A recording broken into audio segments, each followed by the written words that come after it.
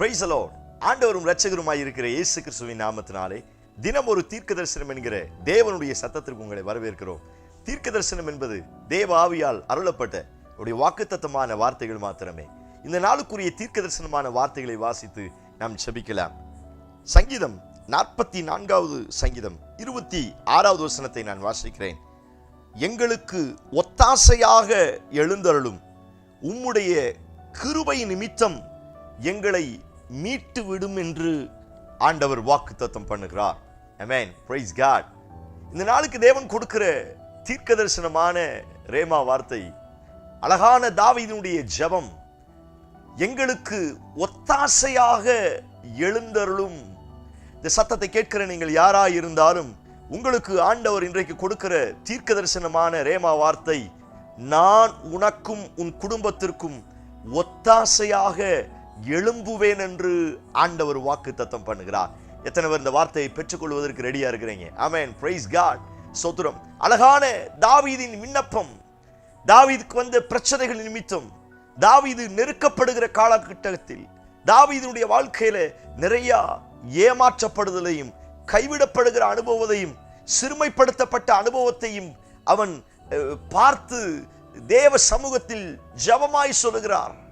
ஆண்டவரே, சிங்கத்தை போல எனக்கு விரோதமாய் எழும்புகிறார்கள், எனக்கு முன்னே குழி வெட்டுகிறார்கள், எனக்கு முன்னே வலை விரிக்கிறார்கள்.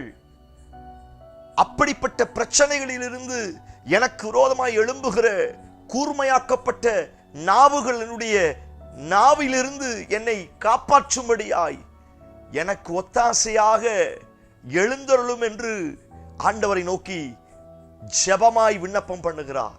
இந்த சத்தத்தை கேட்கிற நீங்கள் ஒருவேளை தாவீதை போல நிறைய பிரச்சனைகளில் அகப்பட்டு, நிறைய காரியங்களில் சிக்குண்டு, சில மனுஷீக தந்திரத்தினால், சில மனுஷீக சதித்திட்ட யோசனையினால் அநேக பொல்லாப்புகளுக்கு ஆளாக்கப்பட்ட ஒரு வேதனையான சூழ்நிலையில் இந்த சத்தத்தை கேட்கிறீர்களா?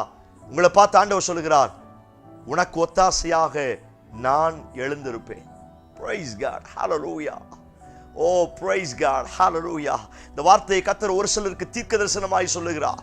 மேற்கிலிருந்து, கிழக்கிலிருந்து, வடக்கிலிருந்து, தெற்கிலிருந்து உங்களுக்கு ஒத்தாசை வருதோ இல்லையோ, வானத்தையும் பூமியும் உண்டாக்கின கர்த்தரிடத்திலிருந்து சபைக்கு தேவையான ஒத்தாசை இறங்கி வரப்போகிறது.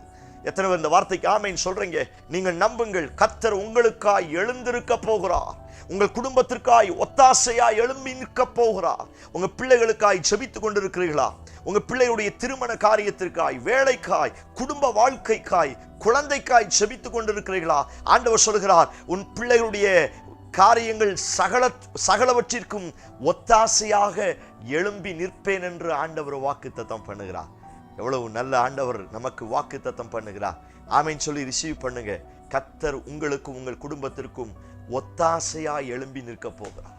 சவுல் எழும்பி வரும் பொழுதும், கோலியாத் வரும் பொழுதும், சிங்கமும் கரடியும் தாவீதுக்கு விரோதமாய் வரும் பொழுதும், அப்சலோம் எழும்பும் பொழுதும், மீகாள் எழும்பும் பொழுதும், சகல மனிதர்களும் தாவீதுக்கு விரோதமாய் எழும்பும் பொழுதும் தாவீது அசைக்க முடியாத நம்பிக்கை இருந்தது.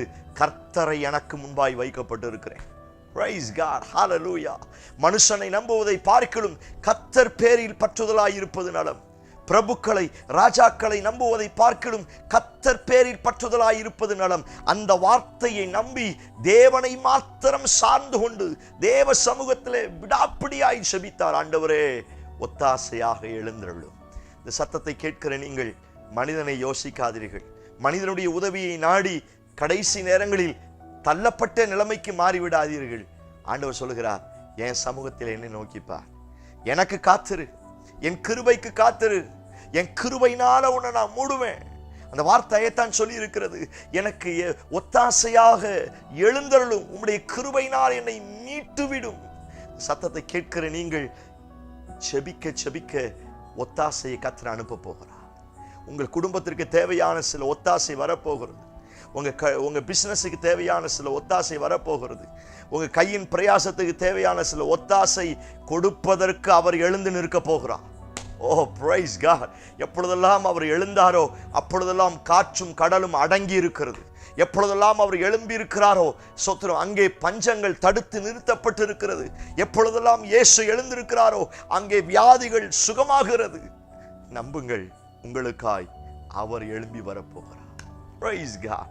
அநேக நேரத்தில் யோசிப்பது உண்டு, எனக்காய் யார் இருக்கிறார்?